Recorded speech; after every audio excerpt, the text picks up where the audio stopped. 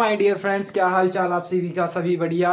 सभी का स्वागत है फिर से एक बार आपके अपने YouTube channel equality master classes पर। जैसा कि आप सभी को पता है, आपको मोस्ट इंपोर्टेंट टॉपिक्स प्रोवाइड्स करवा दिए गए हैं। कौन कौन से टॉपिक्स इस बार बोर्ड एग्जाम में आने वाले हैं, आज से हम आपको प्रोवाइड करवाने वाले हैं मोस्ट इंपोर्टेंट क्वेश्चंस। कौन से क्वेश्चंस इस बार बोर्ड एग्जाम में आने वाले हैं, उन क्वेश्चंस को आप सभी को प्रोवाइड करवाते हैं।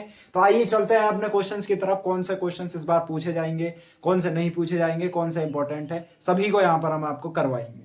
डेली के डेली आप हमें सपोर्ट कीजिए, हम आपको सपोर्ट करेंगे। डेली के डेली आपको क्वेश्चन प्रोवाइड किए जाएंगे। क्लियर? तो आइए चलते हैं अपने क्वेश्चन की तरफ। कौन से क्वेश्चंस यहाँ से बने हैं। तो यदि मैं कंसंट्रेशन टर्म की बात करूं, क्योंकि सॉल्यूशन जो स्टार्ट होता है वो कंसंट्रेशन टर्म से स्टार्ट होता है, तो मैं वहां के बात करूं, कंसंट्रेशन टर्म की बात करूं, तो कंसंट्रेशन टर्म पर आपकी मोलरिटी और मोल फ्रैक्शन पर न्यूमेरिकल और डायरेक्ट डेफिनेशन दोनों प्रकार से प्रश्न बनते हैं।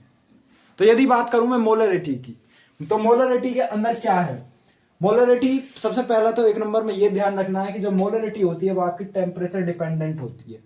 Molarity is a temperature dependent. Molarity आपकी टेम्परेचर डिपेंडेंट है। मोलरिटी रहती क्या है, मोलरिटी होती है आपकी moles of solute present in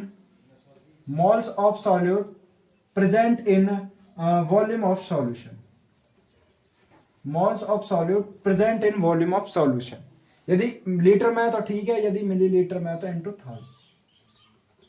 ये होती है आपकी मोलरिटी। डायरेक्ट बनते हैं, मैं यहाँ पर वही प्रश्न करवा रहा हूं जो आपको बोर्ड में पूछे जा सकते हैं। बात करें नेक्स्ट मोलरिटी, तो मोलरिटी आपकी टेम्परेचर इंडिपेंडेंट होती है।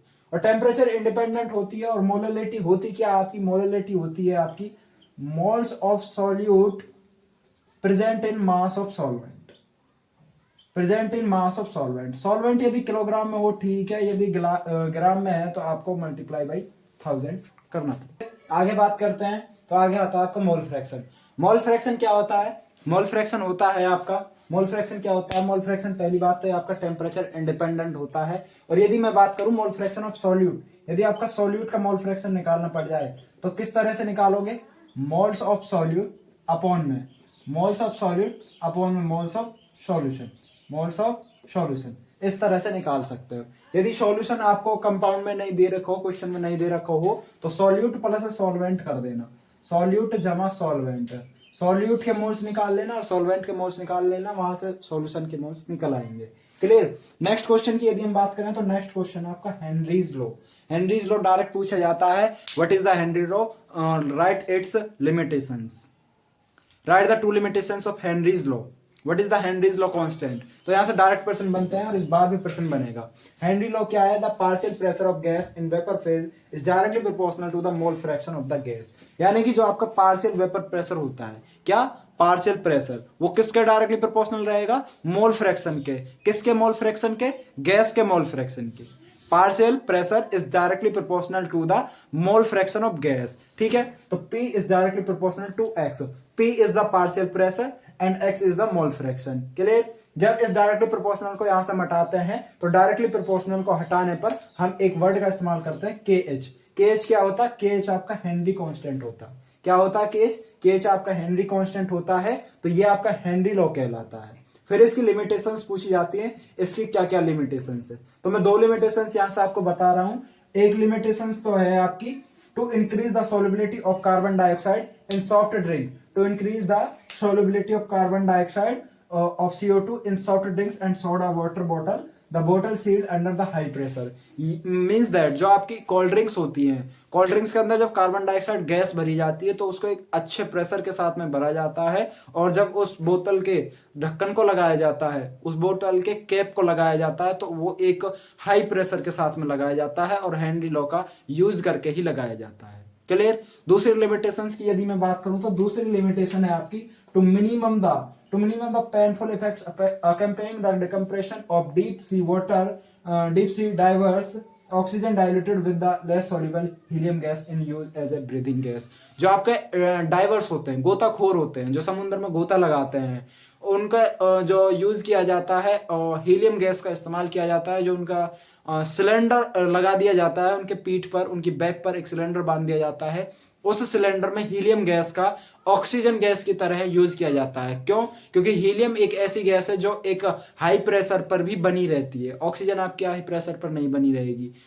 हीलियम गैस हाई प्रेशर पर बने रहने के कारण ही, क्योंकि जो समुद्र होता है उसके नीचे जाते हैं तो बहुत ज्यादा प्रेशर हो जाता है और उस प्रेशर को कंट्रोल कर पाना मुश्किल होता है, इसीलिए सिलेंडर में हीलियम गैस भरी जाती है। हीलियम गैस भरी जाती है और वो ऑक्सीजन की तरह इस्तेमाल की जाती है। दूसरी लिमिटेशंस यहाँ से है एनरिलो की। तो यहाँ से ये 2 लिमिटेशंस हो गई, ये पूछी जाती है। बात करें यदि सॉल्युबिलिटी की, सॉल्युबिलिटी से क्या पूछा जाता है?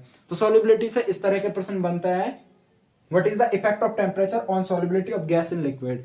मतलब कि टेम्परेचर का क्या इफेक्ट पड़ेगा सॉल्युबिलिटी पर गैस इन लिक्विड, जब कोई बात गैस इन लिक्विड की बात की जाए। तो जो सॉल्युबिलिटी पर इफेक्ट पड़ेगा वो क्या इफेक्ट पड़ेगा?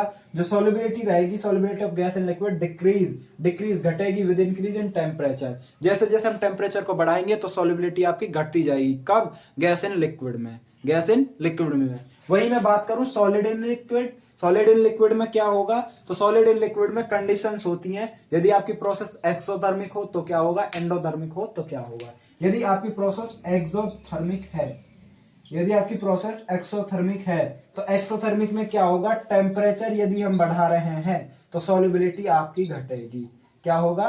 टेम्परेचर यदि हम बढ़ा रहे हैं तो सॉल्युबिलिटी आपकी घटेगी। वहीं दूसरी तरफ यदि मैं एंडोथर्मिक की बात करूं, एंडोथर्मिक में क्या होगा, यदि हम टेम्परेचर को बढ़ा रहे हैं तो सॉल्युबिलिटी भी बढ़ेगी। यदि हम टेम्परेचर को बढ़ा रहे हैं तो सॉल्युबिलिटी भी बढ़ेगी। तो यहां से ये क्वेश्चंस आपके इंपॉर्टेंट हुए, इन क्वेश्चंस को अच्छे से कर लेना है। बाकी आपको मिलते हैं नेक्स्ट वीडियो में और इंपॉर्टेंट क्वेश्चन के साथ, जो आपकी नेक्स्ट कोलिगेटिव प्रॉपर्टीज है। आगे हम आपको कोलिगेटिव प्रॉपर्टीज करवाएंगे, 4 कोलिगेटिव प्रॉपर्टीज है, उन चारों कोलिगेटिव प्रॉपर्टीज को करवाएंगे। उनको कराने के बावजूद फिर इस चैप्टर के न्यूमेरिकल्स आपको प्रोवाइड करवा दिए जाएंगे, कौन से न्यूमेरिकल इस चैप्टर में से पूछे जाना। तब तक के लिए मैं आप सभी से चाहता हूं इजाजत। थैंक यू, धन्यवाद।